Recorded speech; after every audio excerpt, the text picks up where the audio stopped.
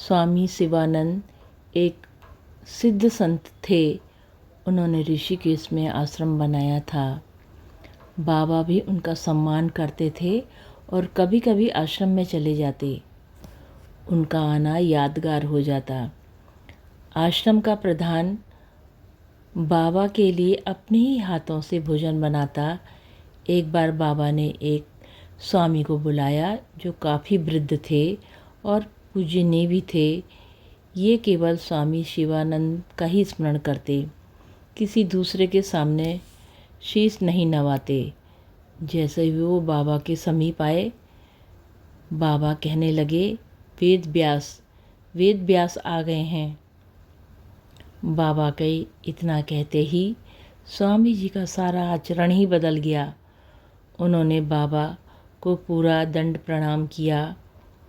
दरअसल दोनों लोगों ने एक दूसरे को पहचान लिया। महान संत के प्रति बाबा के हृदय में अगाध श्रद्धा थी। जब उनके बारे में बोलते या उनके संस्मरण सुनाते तो उनकी वाणी में संबंधों की गहराई झलकती। ईसा, राम कृष्ण, हेड़ा खान बाबा, तेलंग स्वामी, देवराहा बाबा और स्वामी शिवानंद आदि का बहुत सम्मान करते थे। उनके बारे में प्राय भक्तों से बातें करते। किसी भक्त ने बाबा को शिरडी के साईं बाबा का एक चित्र उनके चरणों के पास रख दिया। बाबा तुरंत उठकर बैठ गए और उस चित्र को हाथ में उठा लिया। बोले, इनका स्थान यहाँ नहीं, ये बड़े अच्छे महात्मा थे। ऐसा कहकर उस चित्र को अपने सिर के पास रख लिया। बाबा महान संत गंगोत्री से प्राय मिलने जाया करते थे।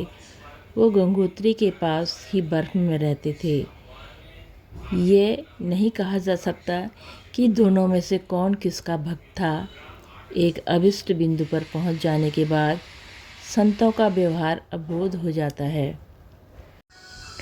एक बार इलाहाबाद में गोरखनाथ संप्रदाय के महंत बाबा के दर्शन के लिए आए। बाबा ने सभी भक्तों को महंत जी का चरण स्पर्श करने को कहा। महंत जी ने अत्यंत विनम्रता से कहा, यहाँ पर संतों के संत के पास बैठा हूँ और आप मुझे संत कहते हैं। मेरे सामने संतों के संत विराजमान हैं। ईसा के प्रति बाबा का प्रेम अलौकिक था। जब उनसे ईसा के बारे में पूछा गया तब उन्होंने कहा, वो सभी प्राणियों से एकाकार थे।